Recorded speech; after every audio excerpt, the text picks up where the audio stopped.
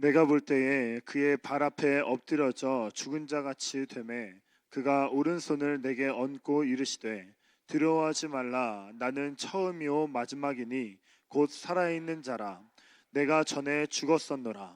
볼지어다 이제 세세토록 살아있어 사망과 음부의 열쇠를 가졌노니 그러므로 내가 본 것과 지금 있는 일과 장차 기록하라. 내가 본 것은 내 오른손의 일곱 별의 비밀과 또 일곱 금촛대라. 일곱 별은 일곱 교회의 사자요 일곱 촛대는 일곱 교회니라. 아멘.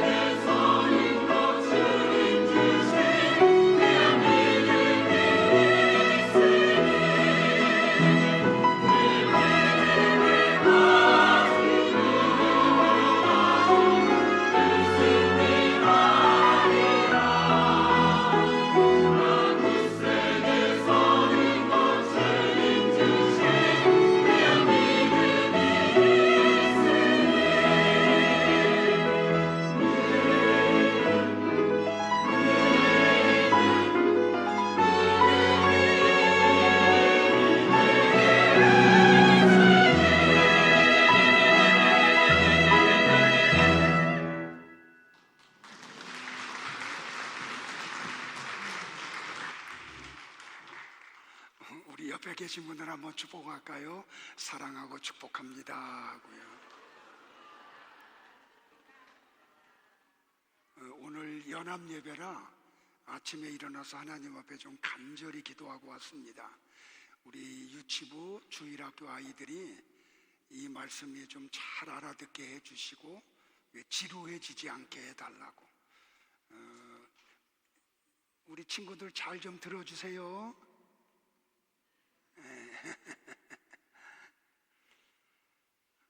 제가 한 주간 설교를 건너뛰어서 여러분들이 그 2주 전에 했던 설교를 얼만큼 기억하실지 조금 염려가 돼서 복습하고 오늘 내용을 같이 묵상할까요? 자, 전전주에 요한이 보았던 예수님은 어떤 모습이었죠?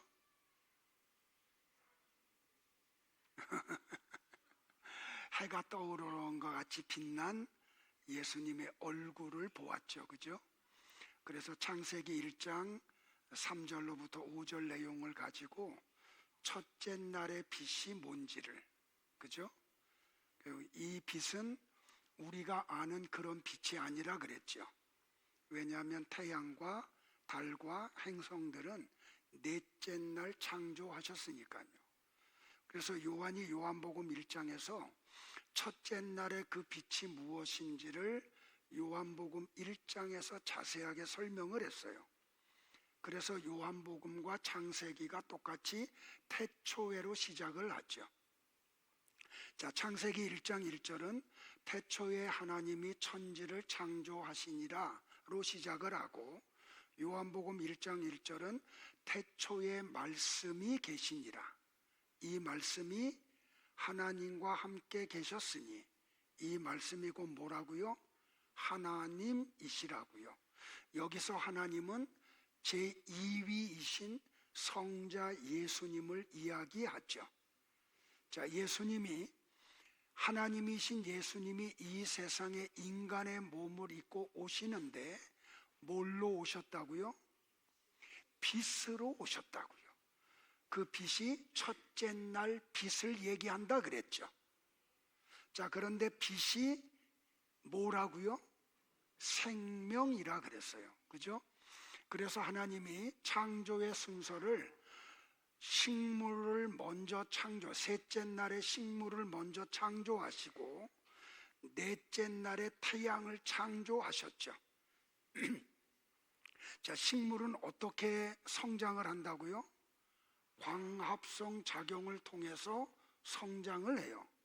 그러면 광합성 작용이 일어나려고 하면 반드시 뭐가 있어야 돼요? 태양이 있어야 돼요.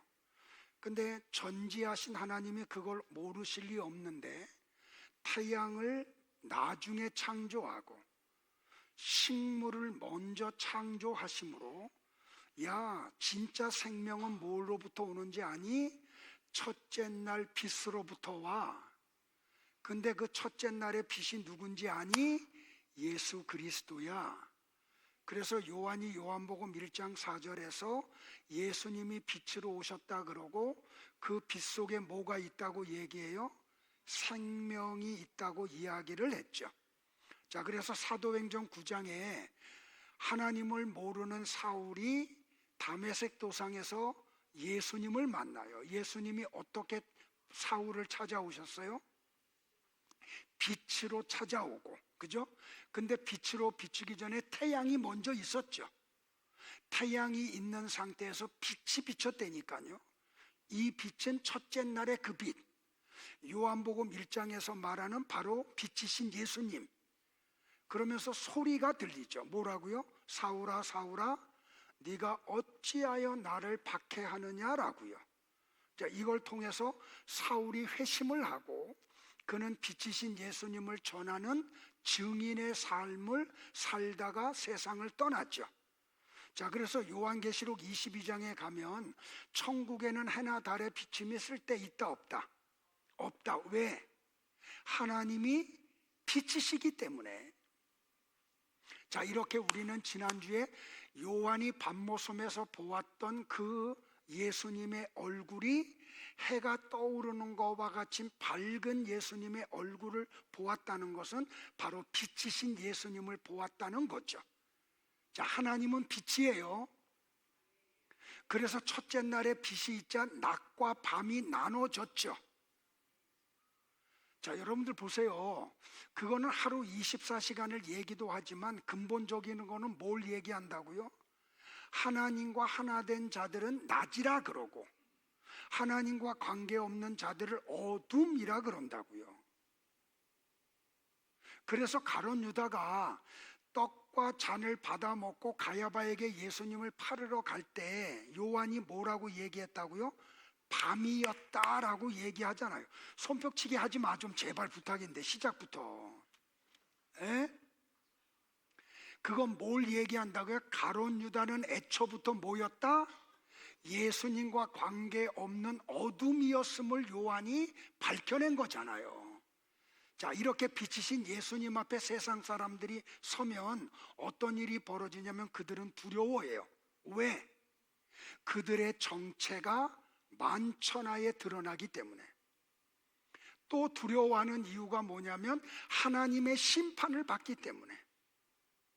그런데 구원받은 성도들도 거룩한 하나님 앞에 찾아뵈면 어떤 일이 벌어져요?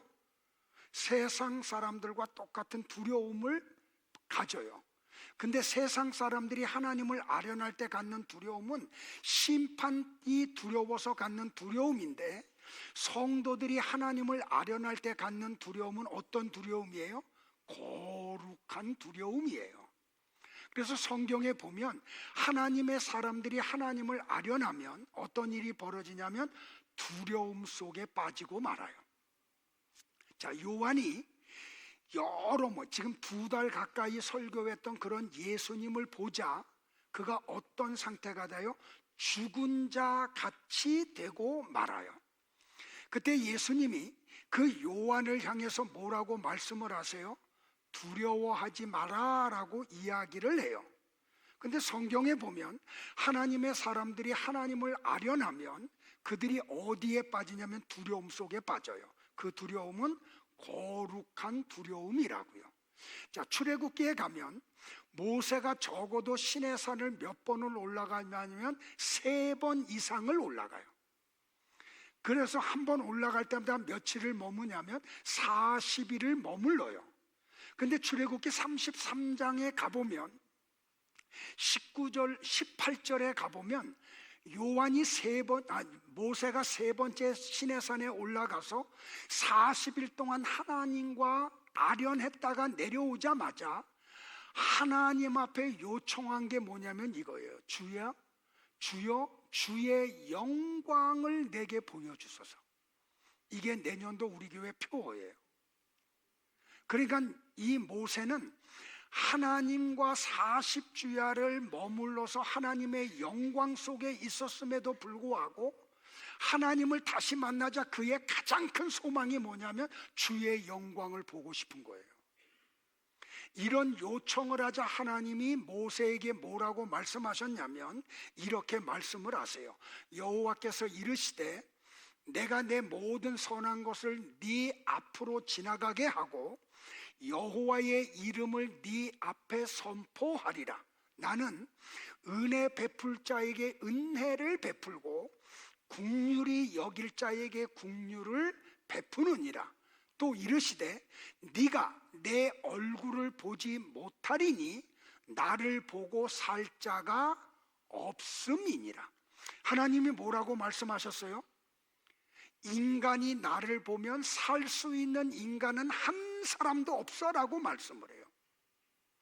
자, 삼손의 아버지 마노아가 하나님을 만나고 난 다음에 자기 아내에게 이렇게 이야기하죠. 우리가 하나님을 보았으니 반드시 죽으리라. 이렇게 거룩한 하나님 앞에 죄인들이 있으면 그들에게는 뭐밖에 없어요? 사망밖에 올 게 없다고요. 자, 선지자 다니엘도 하나님을 보고 나서 뭐라고 말을 하냐면 내 몸에 힘이 빠졌고 나의 아름다운 빛이 변하여 썩은 듯 하였고 나의 힘이 다 없어졌다라고 고백을 해요. 그리고 다니엘이 뭐라고 또 이야기하냐면 내가 하나님의 음성을 들을 때에 내가 얼굴을 땅에 대고 깊이 잠들었다라고 표현해요. 여기 다니엘이 말했던 잠들었다라고 하는 히브리어 단어가 뭐냐면 라담이에요.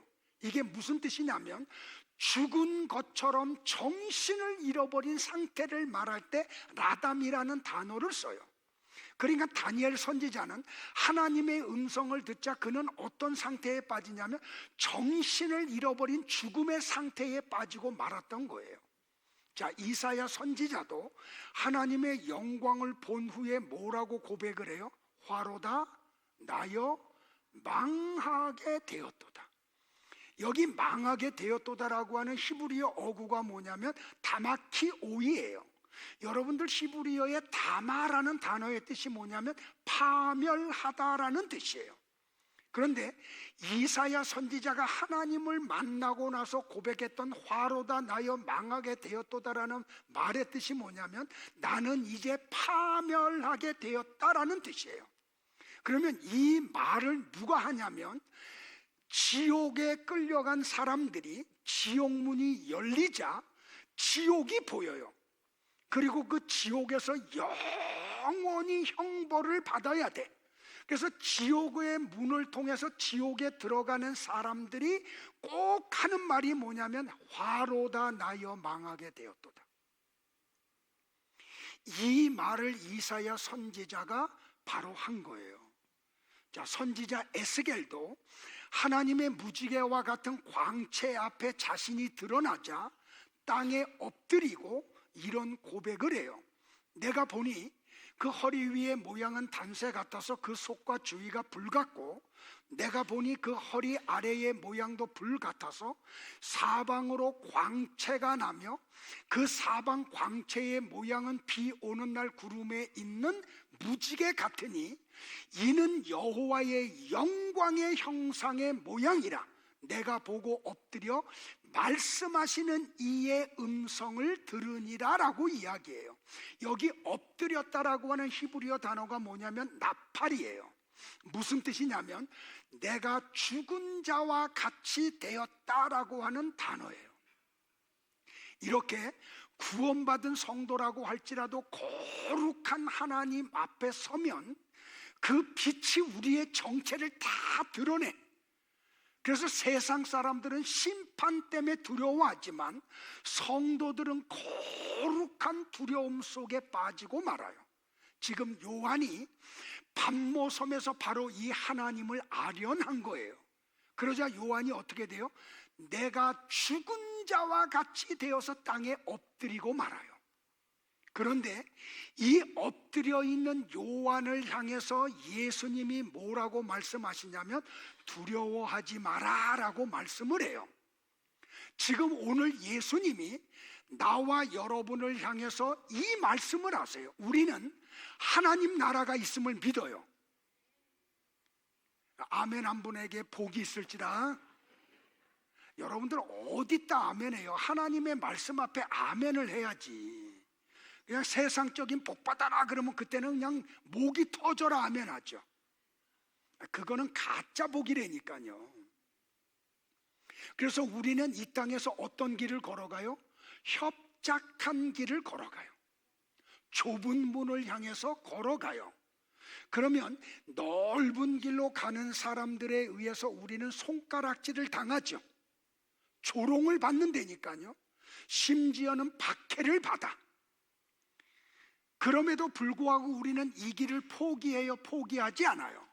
포기하지 않아요. 그때 우리 주님이 우리를 향해서 뭐라고 말씀하시냐면 두려워하지 마라 라고 말씀을 해요. 자, 내가 여러분들에게 두려워하지 마세요 하면 힘이 있어요? 없어요? 힘이 없어요. 왜요? 저는 여러분들과 24시간 함께 할 수 없어요. 여러분이 당하는 어려움을 저는 도와줄 수 없어요. 그런데 예수님이 만약에 여러분을 향해서 두려워하지 말라라고 하면 그 말씀은 여러분에게 힘이 돼요? 안 돼요? 진짜로? 참말로? 믿으시기를 바라요. 그럼 오늘 우리는 왜 예수님이 두려워하지 말라라고 하는 말씀은 우리에게 힘이 되는지를 알아야 되겠죠. 자, 오늘 성경에서 요한이 뭐라고 기록했냐면 예수님은 영존하시는 분이기 때문에 그분이 하는 말씀이 우리에게 위로가 되고 힘이 돼요. 자, 17절 18절을 같이 볼게요. 합독합시다. 시작. 그가 오른손을 내게 얹고 이르시되 두려워하지 말라. 나는 처음이요 마지막이니 곧 살아있는 자라. 내가 전에 죽었었노라. 볼지어다 이제 세세토록 살아 있어. 자, 예수님이 요한에게 하신 말씀이 뭐예요? 나는 살아있는 자다라고 말씀을 하시죠. 여기 살아있는 자다라고 하는 헬라어 어구가 뭐냐면 호존이에요. 자, 헬라어의 호라는 말은 뭐냐면 영어의 정관사 더와 같아요. 그러니까 살아있는 어떤 생물체 이게 아니에요. 어떤 한 살아있는 그분. 여기 존이라고 하는 단어는 살아있는 이라는 단어예요. 근데 여기서 굉장히 중요한 게 뭐냐면 호존에서 정관사 호를 떼어내고 존이라고 하는 단어의 문법이 뭐냐면 현재 분사형이에요. 여러분들 용서하세요. 목사가 자꾸 헬라어 히브리어를 갖고 오고 그 현재냐 과거냐 무슨 형이냐를 자꾸 갖고 오는 이유는 거기에 굉장히 깊은 뜻이 있기 때문에 그래요. 자, 헬라어에서 현재 분사형은 무슨 뜻을 갖고 있냐면 시작을 알 수 없는 시점으로부터 계셨던 그분이 계속 살아계셔. 그리고 그분이 영원히 존재하세요. 그때 헬라어로 현재 분사형을 써요. 그러니까 예수님이 지금 무슨 말씀을 하냐면 나는 살아있는 자야. 그래서 요한이 이걸 알고 뭐라고 이야기해요? 말씀이신 예수님은 언제부터 계셨다고요? 태초부터 계셨다고요. 그러니까 요한복음 1장 1절에 바로 그 뜻이에요. 그러니까 살아있는 자다라고 하는 예수님의 그 말씀의 뜻이 뭐냐면 예수님은 인간들의 어떤 지식이나 어떤 경험이나 인간들의 어떤 것을 가지고 알 수 없는 태초부터 그분은 계셨어요. 그리고 역사 속에서 계속해서 살아계셨어. 지금도 계시고요.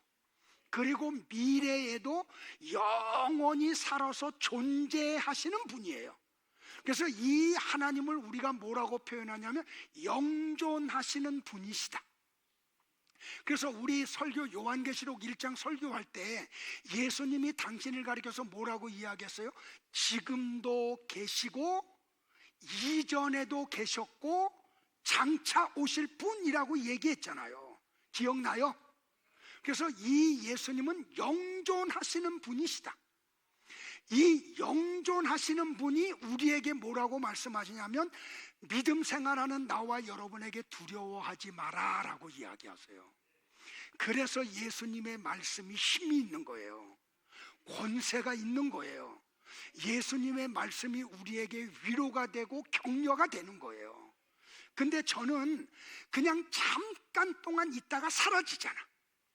그러니까 역사의 그 어떤 그 시간에서 한 점에 지나지 않은 시간 동안 존재하는 내가 여러분에게 두려워하지 마세요 하면 이건 힘이 없다니까요. 근데 살아계신 예수님, 태초부터 계셨고 지금도 계시고 앞으로 계실 분이 두려워하지 말라라고 말씀하시면 이 말씀은 굉장히 힘이 되겠죠. 주님이 지금 여러분에게 이 말씀을 하고 계시다고요. 자, 조금만 우리 구약으로 한번 가보자고요. 출애굽한 이스라엘 백성들이 이제 홍해를 건너고 광야 40년의 세월을 다 마친 다음에 모세는 느보산에서 하나님의 부름을 받아 죽고 눈의 아들 여호수아가 이스라엘의 지도자가 돼서 이스라엘 백성을 데리고 시딤 골짜기를 통해서 이제 요단강을 건너가려고 준비를 하죠. 그런데 요단강을 건너가야 되는데 여호수아서를 보면은 뭐라고 말하냐면 예전 개역성경이 모맥 거두는 시기라고 얘기해요. 자, 지금 개역성경은 곡식 거두는 때라고 얘기해요. 이 모맥이라고 하는 것은 보리를 이야기하거든요. 그러니까 보리를 수확할 때가 언제냐면 이스라엘의 우기철이에요. 그러니까 저 헐몬산에서 녹은 눈들이 내려오고 비가 내려서 요단강이 홍수로 범람하는 때예요. 근데 바로 그때에 하나님이 여호수아에게 뭐라고 말씀을 하시냐면, 야, 요단강을 건너가, 그래요. 근데 요단강을 건너가는 방법이 뭐냐면, 법궤를 짊어맨 제사장들이 먼저 요단강 속에 들어가고, 그러면 내가 요단강 물을 멈추게 할 테니까 나머지 백성들은 그때 요단강을 건너가라고 해요. 자, 성경을 보고 설명을 드릴게요. 시작. 모두 이리 와서 여러분의 하나님 여호와의 말씀을 들으십시오. 여러분이 전진할 때 여호와께서 가나안족, 헷족, 히위족, 브리스족, 기르가스족, 아모리족, 여부스족을 반드시 몰아낼 것입니다. 여러분은 온 세상의 주가 되시는 여호와의 법궤가 여러분보다 먼저 요단강에 들어갈 때 살아계신 하나님이 여러분 가운데 계시는 것을 알게 될 것입니다. 자, 요단강이 범람을 해요. 여러분들 장마철이 아닌 때 요단강을 가보면 우리나라 냇가보다도 더 좁아요. 근데 범람할 때는 강폭이 3m에서 한 5m까지 돼요. 그래도 우리나라는 냇가밖에 안 되죠, 그죠? 그런데 물이 범람을 해요. 그러면 우리 같으면 뭐라고 요청해? 하나님, 먼저 요단강 물을 멈춰놓고 마른 땅을 만들면 우리 건너갈게요. 근데 여전히 범람하는 요단강 물이 흘러가는데 하나님이 뭐라고 말하냐면, 법궤를 맨 제사장들이 먼저 들어가래요. 자, 히브리서 기자가 믿음을 뭐라고 설명해요? 히브리서 11장 1절에서 믿음은 바라는 것들에, 보지 못하는 것들에 증거라 그러죠. 그런데 우리는 믿음 안에 있으면서도 하나님 앞에 뭘 요청하냐면, 하나님 먼저 보여주세요. 먼저 해결해 주세요. 그러면 믿을게요, 그래요.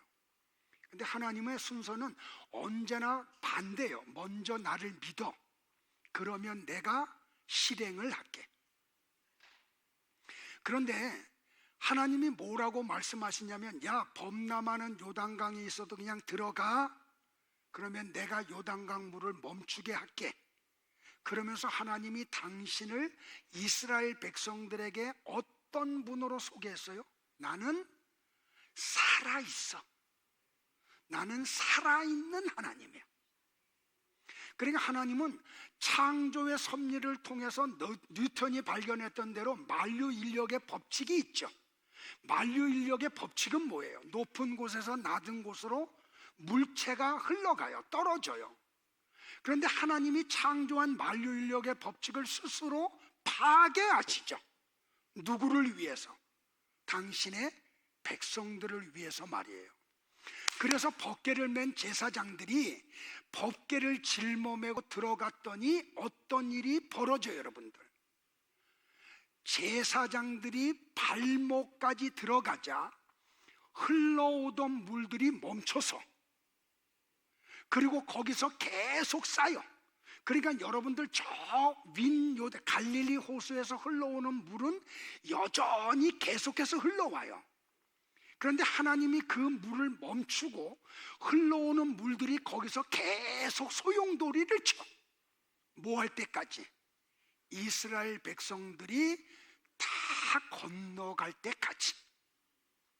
근데 그때까지 제사장들은 어떻게 하고 있어요? 요단강 속에 여전히 법궤를 짊어매고 존재하고 있어야 돼요. 자, 여러분들, 잔 칼빈이 뭐라고 말을 했냐면, 제사장들이 하나님의 살아계심을 믿었기 때문에 범람하는 요단강으로 들어갈 수 있었고, 모든 백성이 건널 때까지 요단강 한복판에 서 있었다고 주석을 했어요. 나는 여러분들이 바로 이런 제사장들과 같은 믿음을 가지시기를 주의 이름으로 축복을 해요. 자, 우리 하나님은 살아 계세요. 지금도 계시고 전에도 계셨고 장차 오실 분이에요. 그분이 나와 여러분에게 뭐라고 말씀하시냐면, 야, 두려워하지 마라 라고 얘기해요. 믿음 잃어버리지 마라. 믿음 가지고 살다가 불이익 당할 때 낙심하지 마라. 우리 주님이 그렇게 말씀하고 계세요. 여러분들, 예수님이 두려워하지 말라라는 말씀이 왜 우리에게 위로가 되고 격려가 되고 힘이 돼요? 예수님은 죽었던 분이시기 때문에 그래요. 여러분들, 이걸 설교를 듣고 나면 야, 이런 깊은 뜻이 있어 하고 오늘 깨닫게 될 거예요. 자, 예수님이 뭐라고 말씀하셨다고요? 나는 전에 죽었었어 라고 얘기해요. 근데 여기에 죽었다고 한 헬라어 단어가 뭐냐면 네크로스예요. 여러분들, 헬라어에 죽음이라는 단어가 두 단어가 있는데 하나는 뭐냐면은 네크로스고 하나는 다니토스예요. 이 네크로스는 무슨 죽이냐면 육체의 죽음을 이야기 아니고, 다나토스는 영적인 죽음, 하나님과 분리된 상태를 이야기해요. 근데 여기 예수님이 말씀하실 때 야, 나는 이전에 죽었었어 라고 말할 때 썼던 단어가 뭐냐면 다나토스가 아니에요. 네크로스예요. 그런데 이 네크로스라는 단어를 예수님이 쓰면서 어떤 용법을 썼냐면 부정과거형으로 썼어요. 우리 청년들하고 중고등부 친구들하고 설교하니까 목사님이 너무 좋아. 왜? 이런 문법 얘기하는 걸 여러분들은 알아들을 거니까. 여러분들, 헬라어의 부정과거형은 무슨 뜻을 갖고 있냐면 과거에 한번 일어났던 사건이 그 영향력이 계속해서 미치는 상태를 표현할 때 부정과거형을 써요. 자, 잘 보세요. 예수님은 2000년 전에 골고다 언덕에서 육체가 죽었었어요. 예수님이 육체가 죽음으로 우리에게 어떤 일이 벌어져요? 우리의 죽었던 영혼이 살아났죠. 그러니까 예수님이 십자가에 죽으시는 이유는 아담의 원죄로 죽었던 우리의 영을 살리기 위해서 죽으신 거잖아요. 근데 그 예수님이 2000년 전에 죽었었다, 내가 부정과거형을 쓴 것은 이 예수님의 죽음의 영향이, 힘이 지금까지 계속 미치고 있어. 그래서 나와 여러분이 십자가의 예수님을 믿을 때 우리의 죽었던 영혼이 살아난 거예요. 지금 예수님이 요한에게 이 말씀을 하시는 것은 바로 이런 뜻을 가지고 있다고요. 무슨 말인지 알아들어요? 그러니까 예수님이 요한에게 야, 나는 죽었었던 자다라고 말하는데 그 죽었다는 단어가 뭐라고요? 육체의 죽음을 나타나는 그 죽음을 이야기했던 네크로스를 난 단어를 썼다고요. 근데 그 예수님이 십자가에서 육체가 죽은 그 힘이, 그 영향이 지금까지 미치고 있는 거예요. 그래서 2000년 후에 나와 여러분이 그 십자가에 죽은 예수님을 믿을 때 그 능력이 오늘 우리에게 나타나는 거야. 그래서 우리의 죽었던 영혼이 살아난 거예요. 이걸 거듭났다, 중생했다라고 이야기를 하잖아요. 됐어요, 여러분들? 그런데 예수님은 육체의 죽음의 자리에 영원히 머물러 계시지 않으셨죠. 자, 요한계시록 1장 18절을 현대인의 성경 번역본으로 갖고 왔어요. 같이 볼까요? 시작. 내가 전에 죽었으나 이제는 영원히 살아있으며 죽음과 지옥의 열쇠를 가지고 있다. 자, 내 육체가 죽었었어. 그런데 나는 3일 만에 다시 살아난 자다라고 얘기하죠. 자, 여러분들 보세요. 그리고 그분은 영원히 살아계셔. 그럼 여기서 우리는 이 질문을 던져야 돼요. 예수님이 십자가에서 육체가 죽은 것은 우리의 죽었던 영혼을 구원하기 위해서 죽으셨는데, 그러면 왜 다시 부활하셨냐는 거죠. 그 비밀이 로마서 4장 25절에 나와요. 선대인의 성경 번역본으로 볼게요. 다 같이 시작. 예수님은 우리 죄 때문에 죽임을 당하셨고 우리가 의롭다는 인정을 받게 하시려고 다시 살아나셨습니다. 이 성경을 여러분들 놓치면 안 돼요. 자, 예수님은 십자가에서 육체가 죽는 것은 왜 죽으셨다고요? 우리의 죄 때문에 죽으셨어요. 그런데 그분이 다시 살아나셨죠. 왜 다시 살아나셨어요? 할렐루야. 우리를 의롭게 하려고 다시 살아나셨어요. 자, 작년하고 그 재작년에 1월 달과 2월 달에 2달에 걸쳐서 연속으로 설교했던 게 있죠. 뭐예요? 구원의 서정 7단계. 그래서 2달 동안 설교했잖아요. 자, 시작. 첫 번째, 믿음. 두 번째, 내년에 또 할게요. 1월 달, 2월 달에. 회개. 세 번째, 중생 거듭남. 네 번째, 칭의. 이거는 동시에 이루어지는 거라 그랬잖아요. 성도들에게는 이미 과거에 이루어진 구원이야. 그런데 우리는 계속해서 구원을 또 받아야 됐죠. 그래서 바울이 빌립보 교회에다 얘기했잖아요. 너희는 두렵고 떨림으로 구원을 이루라고요. 빌립보 교회 성도들은 이미 믿었고 회개했고 중생했고 의롭다고 인정을 받았잖아요. 그런 교회를 향해서 왜 바울이 너희는 두렵고 떨림으로 또 구원을 받으라고 얘기를 했냐는 거지. 한국 교회가 구원론이 너무 약하다니까요. 구원을 너무 싸구려 취급을 해. 그래서 예수 믿었다고 고백하면 당신 구원받아서 천국 가, 이렇게 선언해 버리잖아요. 구원론을 모르니까. 우리는 과거에 구원을 받았지만 지금도 구원을 받아야 돼요. 그게 뭐예요? 성화. 예수님 닮아가는 거. 그러니까 영원히 구원받았다고 그냥 마음대로 막 살아도 돼요? 아니라니까. 그 다음부터 우리는 천국 갈 때까지 예수님을 닮아가는 삶을 살아내야 돼요. 근데 이게 우리 힘으로 돼요, 안 돼요? 안 된다니까. 그래서 하나님의 도움을 구하는 거예요. 하나님의 도움을 구하라고 하나님이 우리에게 주신 게 뭐야? 기도라는 말이에요. 하나님, 나는 주님을 닮아갈 수 없어요. 주님의 삶을 살아낼 수 없어요. 하나님이 나 좀 도와주세요. 이런 거 하라고 기도를 줬지, 아파트 비싸게 팔리게 해주세요 하고 기도하라고 그 준 게 아니라는 말이에요. 근데 한국 교회가 성경을 모르니까 기도를 그런 용도로만 사용을 했다니까요. 뭔 말인지 알아듣는지 몰라. 1부 때는 아주 짧게 쌈박하게 끝냈거든요. 근데 2부는 시간에 제한이 없잖아.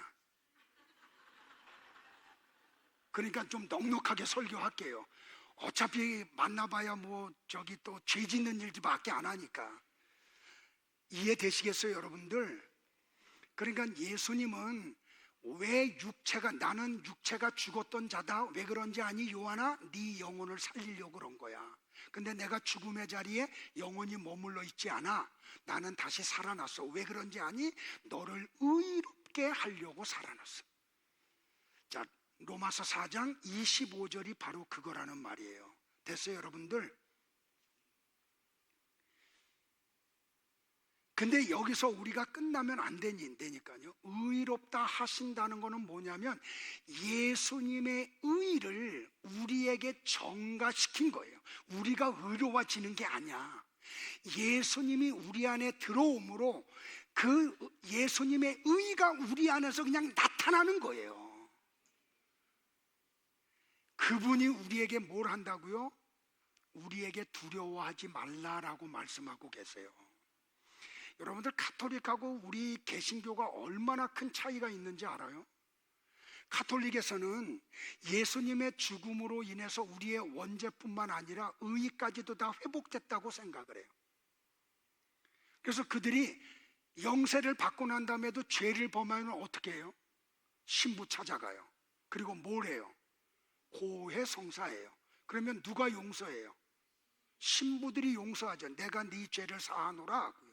여러분들, 우리의 죄를 사할 수 있는 분은 하나님밖에는 계시지 않아요. 신부는 신적인 존재가 아니에요. 인간이에요. 목사도 인간이에요. 신적인 존재 아니에요.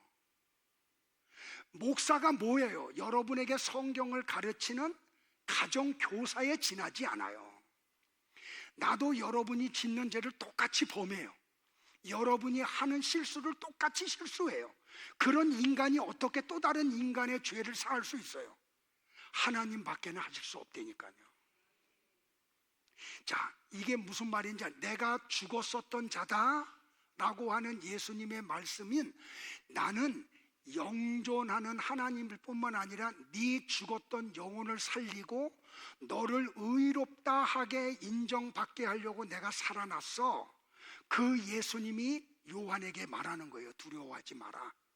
오늘 나와 여러분에게도 동일한 말씀을 하시는 거예요. 자, 옆에 분들 한번 권면할까요? 두려워하지 마세요 하고요. 자, 마지막으로 예수님의 말씀이 우리에게 위로가 되고 격려가 되고 힘이 되는 이유가 뭐냐면 예수님은 사망과 음부의 열쇠를 가지고 계신 분이기 때문에 그래요. 성경은 하나님이 사망과 음부의 열쇠를 가지고 계신 분이라고 일관되게 주장을 해요. 자, 이사야 22장 22절을 먼저 볼까요? 시작. 내가 또 다윗의 집의 열쇠를 그의 어깨에 두리니 그가 열면 닫을 자가 없겠고 닫으면 열 자가 없으리라. 자, 요한계시록 3장 7절 8절을 또 볼게요. 빌라델비아 교회의 사자에게 편지하라. 거룩하고 진실하사 다윗의 열쇠를 가지시니 곧 열면 닫을 사람이 없고 닫으면 열 사람이 없는 그가 이르시되 볼지어다 내가 내 앞에 열린 문을 두었으되 능히 닫을 사람이 없으리라. 여러분들, 예수님 당시의 열쇠는 어떤 뜻을 갖고 있냐면 통치권을 이야기해요. 예수님이 열쇠를 가지고 계시다는 뜻은 이분이 사망과 음부를 통치하고 계신 분이다. 그분의 권세를 나타내요. 그래서 여러분들 고대 시대에 보면 왕이 어떤 성을 방문하면 그 성의 성주가 성문 밖으로 와서 왕을 영접을 해요. 영접할 때 꼭 뭘 갖고 오는지 아세요? 금으로 만든 열쇠를 가지고 와서 왕에게 드려요. 이 말은 뭐냐면 내가 이 성의 성주지만 이 성의 통치권자는 왕이십니다 라고 하는 고백이에요.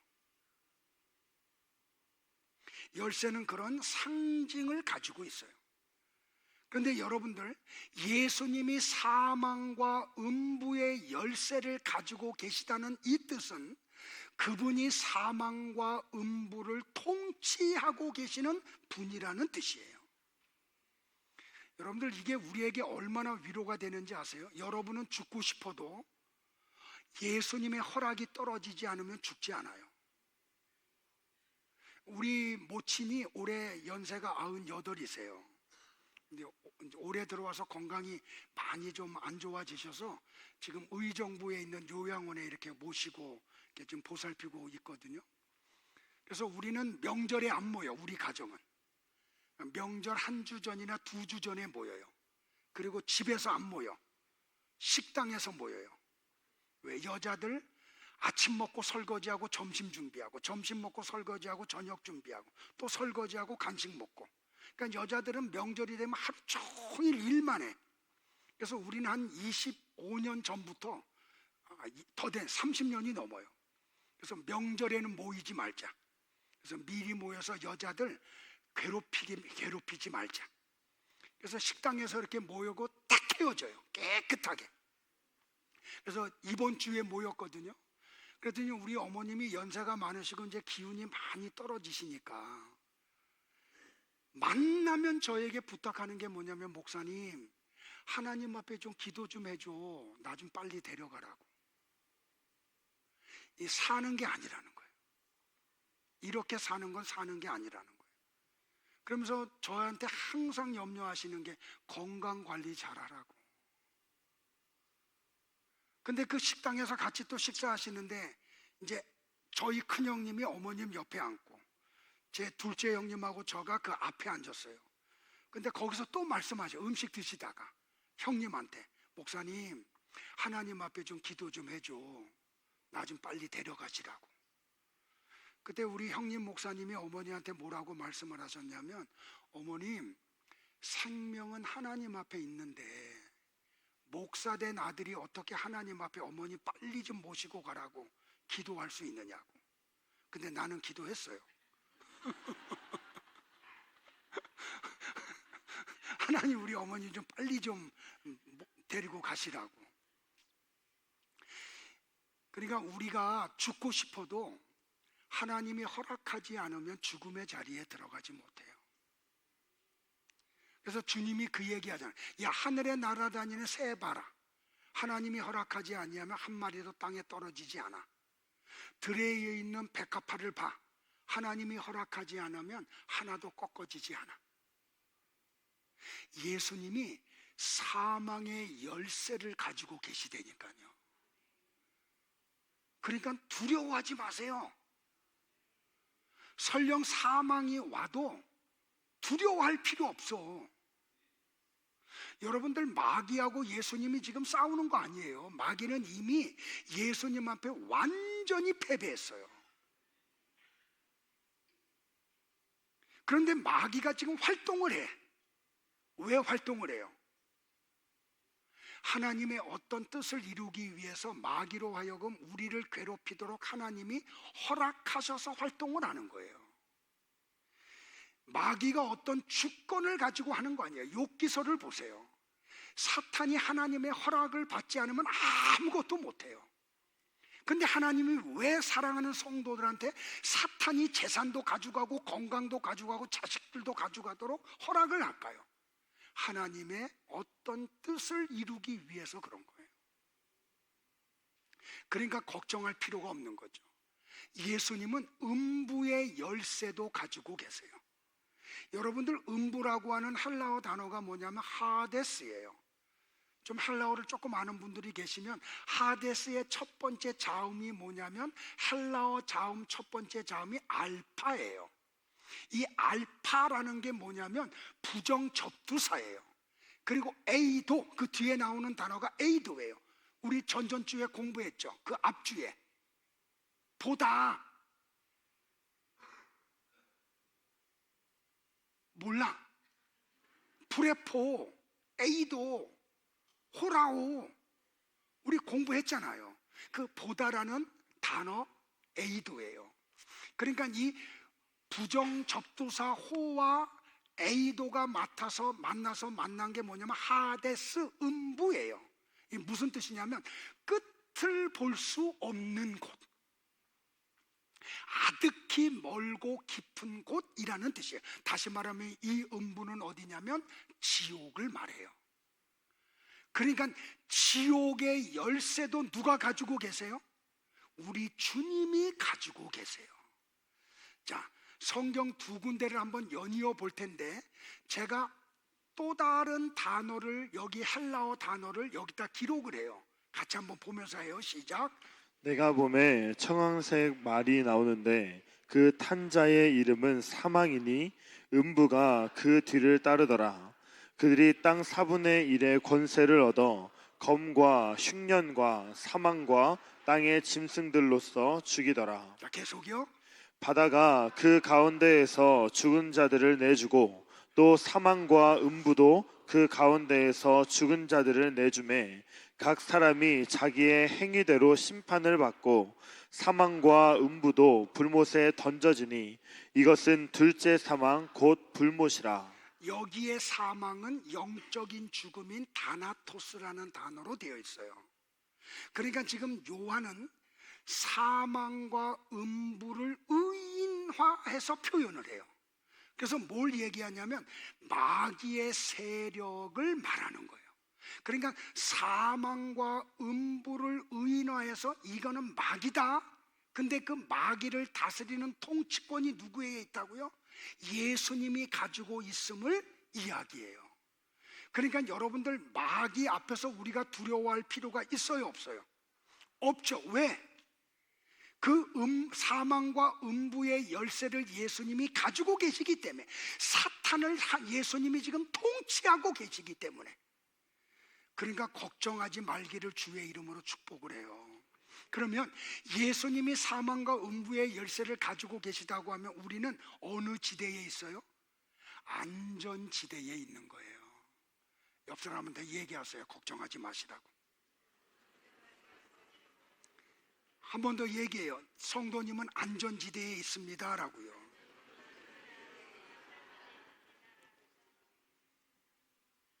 자, 이것을 설명하기 위해서 출애굽기서가 기록되어 있는 거예요. 예수님이 사망을 상징하는 애굽의 문을 열자, 그죠? 유월절 어린 양이 죽임을 당하자 이스라엘 백성들이 사망에서 빠져나와요. 그게 출애굽이에요. 자, 하나님은 창세전에 선택한 성도들을 반드시 사망에서 건져 주실 거예요. 자, 다 같이 이사야 26장 19절을 합독할게요. 시작. 주의 죽은 자들은 살아나고 그들의 시체들은 일어나니라. 티끌에 누운 자들아 너희는 깨어 노래하라. 주의 이슬은 빛난 이슬이니 땅이 죽은 자들을 내놓으리로다. 여러분들, 사도 바울은 예수님이 사망과 음부의 열쇠를 가지고 있음을 믿었어요. 그래서 고린도 교회를 향해서 죽음 앞에 두려워하는 자들에게 이렇게 선언을 했어요. 다 같이 볼까요? 시작. 죽음아 너의 승리가 어디 있느냐? 죽음아 네가 쏘는 것이 어디 있느냐? 죽음이 쏘는 것은 죄이며 죄의 힘은 율법입니다. 그러나 우리 주 예수 그리스도를 통해 우리에게 승리를 주시는 하나님께 감사합시다. 믿으세요, 여러분들? 그러니까 설령 암덩어리가 들어와서 죽음 앞에 가도 두려워하지 마세요. 그 죽음을 향해서 호통을 쳐. 야 이놈아 까불지 마 하고요. 설령 우리의 육체의 죽음이 와도 우리는 어디로 가요? 하나님 나라로 가기 때문에 이게 우리에게는 보장이 되어 있다니까요. 그러니까 나와 여러분은 뭘 들고 있는 거예요? 생명보험을 갖고 있는 거야. 얼마짜리? 1조짜리.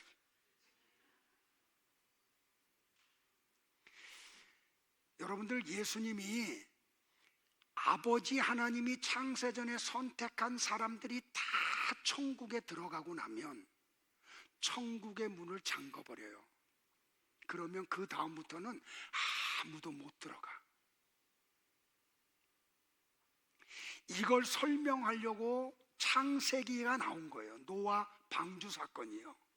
자, 성경 같이 보고 제가 설명을 드릴게요. 창세기 7장 13절하고 16절을 연이어서 볼게요. 시작. 곧 그날에 노아와 그의 아들 셈, 함, 야벳과 노아의 아내와 세 며느리가 다 방주로 들어갔고 하나님이 그에게 명하신 대로 들어가매 여호와께서 그를 들여보내고 문을 닫으시니라. 보세요, 여러분들. 방주의 문을 누가 닫아요? 하나님이 닫으셨어요. 그러면 그 방주의 문을 열 사람이 있어요, 없어요? 없어요. 자, 제가 성경을 보고 유추해서 여러분에게 설명을 드릴게요. 이 방주를 지었던 아라랏산이 지금 어디에 있냐면 터키 안에 있어요. 요새는 뚜르키에라 그러더라고. 근데 그 방주를 지었던 곳이 어느 정도 되냐면 해발 3,000m가 넘어요. 근데 하나님이 노아에게 야, 죄악이 관영한 이 세상을 내가 물로 쓸어버릴 거야. 그러니까 너 방주 지어. 그랬더니 노아가 방주를 지어요. 어디다가요? 아라랏산에다가. 해발 몇 미터라고요? 3,000m가 넘어요. 그러니까 사람들이 노아를 조롱했을까요? 조롱하지 않았을까요? 비웃었을까요? 비웃지 않았을까요? 미친놈이네. 아니, 방주를 왜 해발 3,000m가 넘는 곳에다 지어? 몇 년 동안 지었어요? 몇 년이요? 컨닝해 빨리. 몇 년이요? 여러분들, 요만한 종재기 같은 믿음을 가지면 1년 동안은 방주 만드는 일을 해. 한 주먹만한 믿음을 가지고 있으면 한 10년 동안은 방주 만들지 몰라요. 온전한 믿음을 가져야만이 120년이라고 하는 시간 동안 방주를 지을 수가 있어요. 자, 방주가 다 지어졌어. 노아 600세 되던 해. 무두셀라가 죽는 해가 노아 600세죠. 969세. 에녹이 무두셀라를 낳고 하나님과 300년을 동행하잖아요. 65세에 낳고. 왜 에녹이 동행했다 그랬어요? 무두셀라라고 하는 이름의 뜻이 창을 던지는 자야. 근데 이때는 시족 사회잖아요. 그러니까 시족과 시족 사이에 전쟁이 벌어지면 창을 던지는 자들끼리 싸워요. 창을 던지는 자가 죽으면 이 시족은 멸망하는 거예요. 그러니까 에녹이 아들을 낳자 하나님이 이름을 무두셀라라고 지으래. 야, 네 아들 이름이 무두셀라다. 창을 던지는 자야. 네 아들이 죽으면 이 세상은 끝나. 그게 노아 600세 되던 해라니까요. 그러니까 무두셀라가 죽는 해가 노아 600세 되던 해에 하나님이 방주 안에다 모든 짐승들을 두 쌍씩 집어넣고 노아의 가족들이 들어가자 문을 닫아버리죠. 자, 그때부터 며칠 동안? 40일 동안 하늘 위에 궁창을 하나님이 터뜨리세요. 이 지구에 있는 땅의 샘들의 근원을 전부 다 터뜨리세요. 40주야가 비가 내리는 거예요. 자, 첫째 날 비가 장대비와 같이 쏟아져 1분 1초도 쉬지 않고. 이때 사람들이 어떤 반응을 했을까요? 제가 성경을 통해서 지금 유추해서 얘기하는 거예요. 사람들이 했을 거예요. 올해는 장마가 다르네. 좀 심하네. 조금도 그치지 않네. 둘째 날 쏟아지니까, 그러니까 48시간 동안 1초도 비 오는 게 그치지 않아. 그러니까 사람들이 뭐라 그러냐면 노아의 말이 조금 맞나? 그러니까 3일째가 되니까 이제는 저지대가 물로 다 잠겨. 일주일이 지나니까 파주시가 다 잠겨. 서울시하고. 20일이 지나니까 남산까지 물이 다 잠겨버리네. 25일이 되니까 북한산도 잠겨. 30일이 되니까 백두산도 잠기네. 32일째 되니까 아라라산 거기까지 이제 물이 막 차올라와. 그러니까 사람들이 어떤 생각을 할까요? 와, 노아의 말이 사실이네.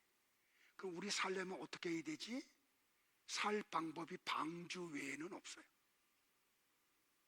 방주로 달려들었지 않겠어요? 물밀대 같이.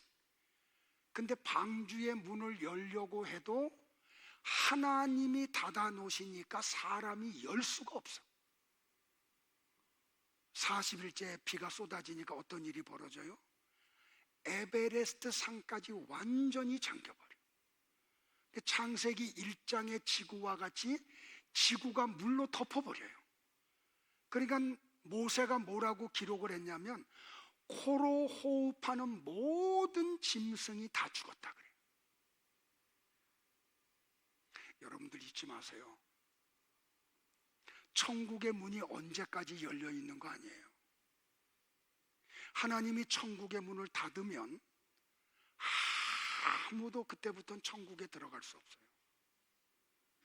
이 열쇠를 가지고 계신 예수님이 오늘 나와 여러분에게 말씀해요. 두려워하지 말라라고요. 이제 이 예배 끝나고 나면 이제 큰 집들 가실 거 아니에요. 그러면 예수 믿지 않는 큰 집은 이제 제사 준비하고 있을 거라. 그러면 이거 절을 해야 되나 말아야 되나? 신앙의 양심으로는 하면 안 되는 거 아는데. 근데 큰 집에서 막 서슬프는 눈으로 막 째려봐. 협박하고. 그때 여러분들 이 말씀 꼭 기억하세요. 두려워하지 말라. 주님이 말씀하시는 소리요. 캠퍼스에서 또 직장에서 사회생활하면서 여러분이 조롱을 받고 협박을 당하고 어려움을 겪을 때 두려워하지 마세요. 주님이 여러분과 함께 하세요. 그분은 어떤 분이에요? 영존하시는 분이에요. 나와 여러분의 영혼을 구원하기 위해서 십자가에서 죽으셨던 분이고 우리를 의롭다 하기 위해서 다시 살아나신 분이에요. 그분이 사망과 음부의 열쇠를 가지고 계세요. 여러분들, 예수님은 믿음의 창시자이시고 완성자이세요. 근데 그분이 나와 여러분에게 뭐라고 말씀하는지 아세요? 아우들아 라고 얘기해요. 하나님은 우리에게 뭐라고 말씀하는지 아세요? 나의 자녀들아 라고 말씀을 하세요. 나와 여러분의 신분이 하나님의 자녀예요. 예수님을 형님하고 부르는 동생들이에요. 하나님의 자녀들이 왜 두려워해요? 왜 과거의 상처가 여러분을 괴롭게 해요? 처음이신 예수님이 여러분의 상처를 다 싸매어 주고 계세요.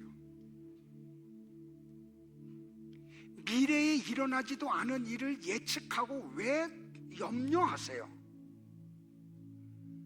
앞으로도 장차 계실 예수님이 미래에도 우리와 함께 하시고 우리를 도와주실 거예요. 질병으로 인해 고통을 당하는 분이 계세요? 사망의 열쇠를 가지고 계신 예수님이 여러분과 함께 하고 계세요. 죽음의 공포에 떨고 있는 분들이 계세요? 음부의 열쇠를 가지고 계신 예수님이 여러분과 함께 하고 계세요. 그리고 그분이 오늘 우리에게 이렇게 말씀해요. 두려워하지 말라. 그러므로 힘내세요. 걱정하지 마세요. 여러분이 정말 두려워할 게 뭐냐면, 내가 정말 구원받았나? 이걸 두려워해야 돼요. 내가 정말 하나님을 온전히 알고 있나? 예수님을 알고 있나? 이걸 두려워하셔야 돼요. 여러분이 정말로 두려워해야 될 거, 우리 자녀들이 정말 구원받았나? 이놈들이 교회 다니는데 이놈들이 정말 구원받았나? 이걸 두려워하셔야 돼요. 주님이 우리와 함께 하세요. 그리고 그분은 우리를 붙들고 계세요. 우리 도와주세요. 안전하게 하세요. 다 같이 일어나실까요? 이사야 41장 8절부터 20절을 제가 여기는 새번역 성경으로 갖고 왔어요. 같이 한번 우리 합독하고 힘을 내서 용기를 좀 얻으라고 같이 읽고 찬양하고 기도하고 마칠게요. 같이 볼까요? 시작. 그러나 나의 종 너 이스라엘아, 내가 선택한 야곱아, 나의 친구 아브라함의 자손아, 내가 땅 끝에서부터 너를 데리고 왔으며 세상의 가장 먼 곳으로부터 너를 불러냈다. 그리고 내가 너에게 말하였다. 너는 나의 종이니 내가 너를 선택하였고 버리지 않았다고 하였다. 내가 너와 함께 있으니 두려워하지 말아라. 내가 너의 하나님이니 떨지 말아라. 내가 너를 강하게 하겠다.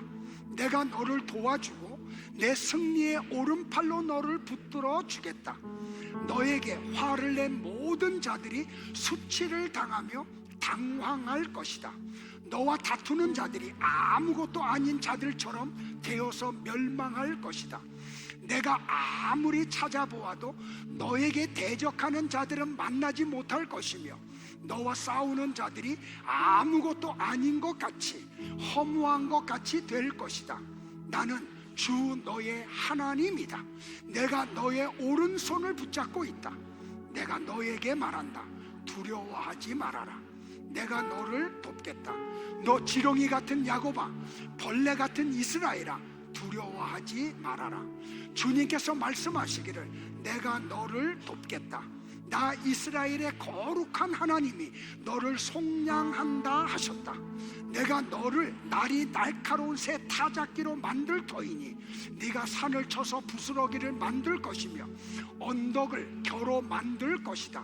네가 산들을 까불면 바람이 그 가루를 날려버릴 것이며 회오리 바람이 그것들을 흩을 것이다. 그러나 너만은 나 주와 더불어 기뻐할 것이며 나 이스라엘의 거룩한 하나님을 찬양할 것이다. 가련하고 빈궁한 사람들이 물을 찾지 못하여 갈증으로 그들의 혀가 탈 때에 나 주가 그들의 기도에 응답하겠고 나 이스라엘의 하나님이 그들을 버리지 않겠다. 내가 메마른 산에서 강물이 터져 나오게 하며 골짜기 가운데서 샘물이 솟아나게 하겠다. 내가 광야를 못으로 바꿀 것이며 마른 땅을 샘 근원으로 만들겠다. 내가 광야에는 백향목과 아카시아와 화석류와 들 올리브 나무를 심고 사막에는 잣나무와 소나무와 화양목을 함께 심겠다. 이것을 보고 주님께서 이 일을 몸소 하셨다는 것을 알게 될 것이다. 이스라엘의 거룩하신 하나님께서 이것을 창조하셨다는 것을 깨닫게 될 것이다. 아멘.